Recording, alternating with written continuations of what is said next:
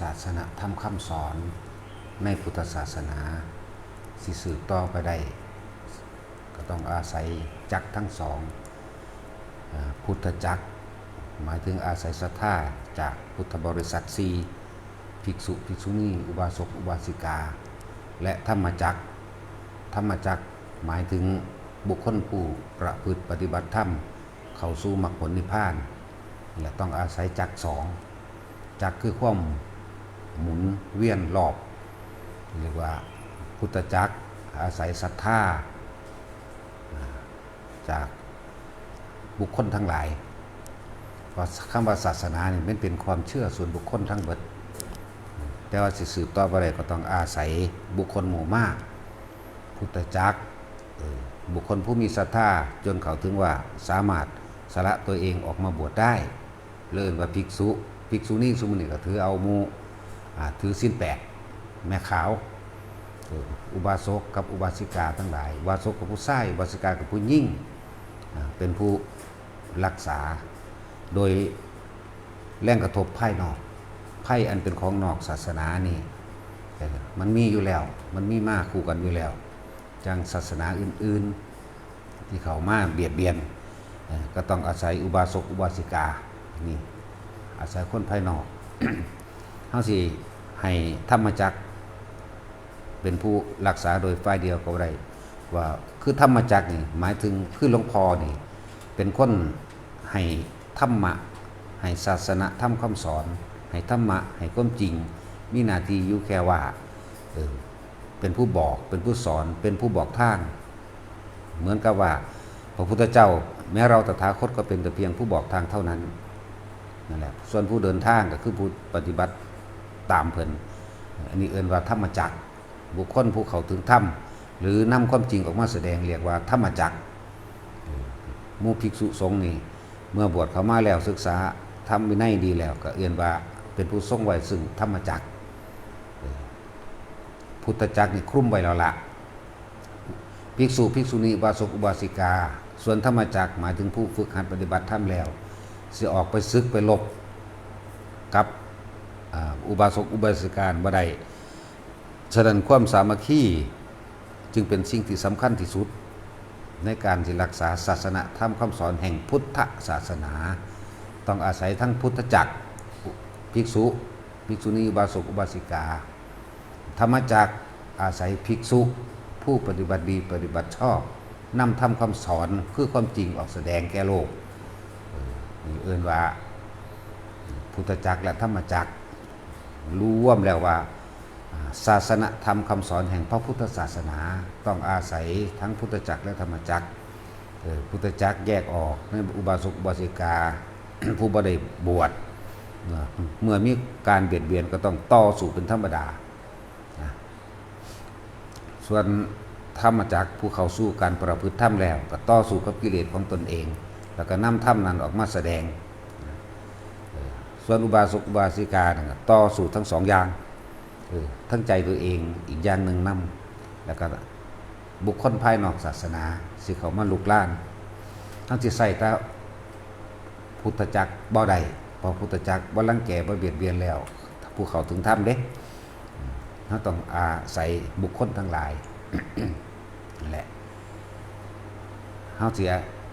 เอาแต่ธรรมะไปแสดงกับคนผ่านกับคนบ่รู้ความจริงแสดงบ่ได้พวกนี้คนที่ซื้อศาสตราวุธคนกินเหล้าเมายาคนมีการพนันจังซี่เขามาลุกล้านในพุทธศาสนาเขาสิเอาคำสอนไปสอนเขาว่าจังสันจังซี่เขาบ่สนใจหรือการลุกล้านแห่งศาสนาอื่นๆที่เขามาบุกลุกที่เขามาทำลายจังซี่เฮาสิไปอธิบายในสิ่งที่เฮาเขาไปรู้ไปเห็นมันก็เขาก็บ่ฟังดอกเพราะว่าเขาก็ตั้งต้นของเขาไว้แล้วนะนั่นแหละจึงบอกว่า เฮานี่สิแลกด้วยชีวิตอย่างว่าแลกรักษาพุทธจักรอันนี้ไว้รักษาทั้งพุทธจักรทั้งธรรมจักรทั้งธรรมจักรรักษาเอาไว้นี่แต่ว่าพวกเข้าฟังนี่เข้าใจบ่เด้อ บางอย่างเมื่อมีการบุกรุกหวังทำร้ายและทำลายทำให้เกิดความเสื่อมเสียหรือถอนหรือทำให้เสียชีวิตเฮาก็จำเป็นต้อง รักษาปกป้องตัวเอง จากการบันทำลายบันทำลายพุทธศาสนาเสื่อมเลื่อมเขามานี่ครับเลื่อมเขามาปลอมแปลงเขามาน้ำคนชาวบ้านมันที่ค่อยๆเสื่อมเขามาเสื่อมเขามากับพวกชาวบ้านที่บ่ฮู้จักหยังบ่จักหยังแต่พุทธศาสนาบ่คงอยู่ในประเทศไทยพระมหากษัตริย์ก็ถูกริดร่อนยึดอำนาจและประเทศไทยบ่แม่นประเทศไทยสิกลายเป็นประเทศทาสไทยสิบ่เป็นไทยไทยสิเป็นทาสพุทธศาสนาถูกทำลายลงพระมหากษัตริย์ทำลายเหมือนกันเฮาเบิ่งโลดทางปาเลสไตน์เบิ่งเอานั่นแหละจะเป็นจังซั่นบ่ไผก็ดีเนาะประเทศอีหยังแน่ล่ะพวกเลบานอนบ่อิสราเอลบ่ปาเลสไตน์บ่เห็นบ่ล่ะก็จังซั่นแล้ว แต่ไพ่ทั้งของพุทธศาสนาก็บ่แม่นว่าแต่มีแต่ภายในเด้ภายนอกก็มีคือกันตัวอย่างในพุทธกาลก็มีมาแล้วในกลางพุทธกาลพวกกันอิสลามเติกเผาทำลายวัดเผาทำลายมหาลัยนั้นถ้าอันเป็นมหาลัยแหล่งแห่งความรู้ศูนย์แห่งความรู้ใหญ่ที่สุดในโลกก็อิสลามเติกนี่แหละเป็นผู้เหตุทำลายนี่แหละพวกเขาจะนิ่งดูได้เด้อถ้ามีอันใดอันหนึงเกิดขึ้นก็ร่วมกันมันสู่คนหลายบ่ได้หรอกสร้างเขาบ่ทันได้หลายเข้าใจว่าล่ะนั่นแหละบางที่เห็นเขาเว้าอันนั้นอันนี้ให้กันจังซี่ก็จะพึ่งไปยืนยันตัดสินหยังให้คิดเบิ่งดีๆพวกปาเลสไตน์พวกฮามาสพวกหยังนั่นน่ะเขาสู้กันอยู่แม่นหยังมันอิสลามกับอิสลามเป็นสัตว์กันอยู่นั่นน่ะบ่แม่นกระไผได้นั่นน่ะแต่พวกตัวของเขาเองเขาก็ยังสู้กันเองฉะนั้นพวกเฮาให้รักษาพุทธศาสนาไว้ถ้าเฮารักษาพุทธศาสนาไว้ได้ประเทศไทยก็ยังอยู่คำว่าไทยก็ยังอยู่พระมหากษัตริย์ก็ยังอยู่คำว่าชาติหมายถึงประชากรประชาชนตลอดทั้งพื้นดินเรื่องว่าชาติ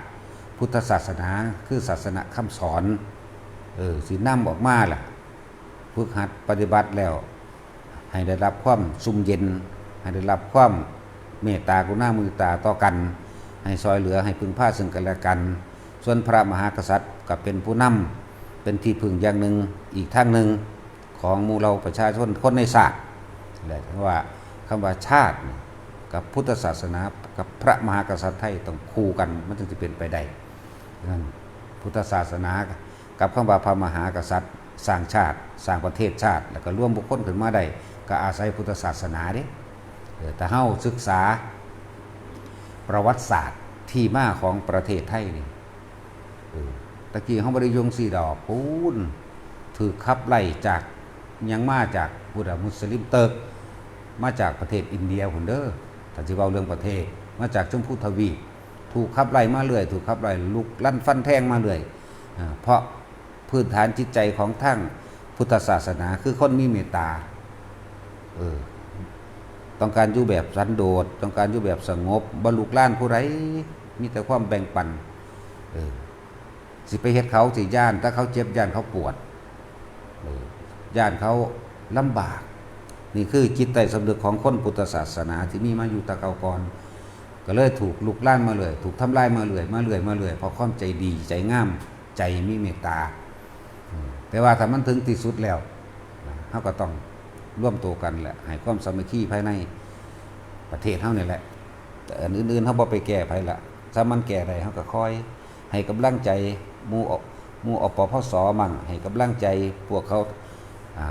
รักษาพุทธศาสนาโดยหน่วยงานโดยอย่างต่างๆจะไปไหว้เขาแค่ถูกใจให้เขาน้ำแน่ยังก็เลยให้กำลังใจกันแหละฝ่ายธรรมจักรหมายถึงพระสงฆ์องค์เจ้าผู้ปฏิบัติจะออกไปลบก็บ่ได้แต่ถึงเวลาก็ลบแมงคือกันนั่นแหละเข้าใจว่าล่ะของสาระชีวิตใส่แล้วมันบ่ได้ญาติหยังเขาเฮ็ดจังใดเฮาก็เฮ็ดแนวนั้นมันจึงสิอยู่รอดเขาฆ่าเฮาก็ต้องฆ่าเด้เฮาบ่เอาคือเมืองนารันทาเด้นั่งภาวนาเขาตัดข้อบ่เอาเนาะนั่นแหละจังซั่นแหละเอาพอ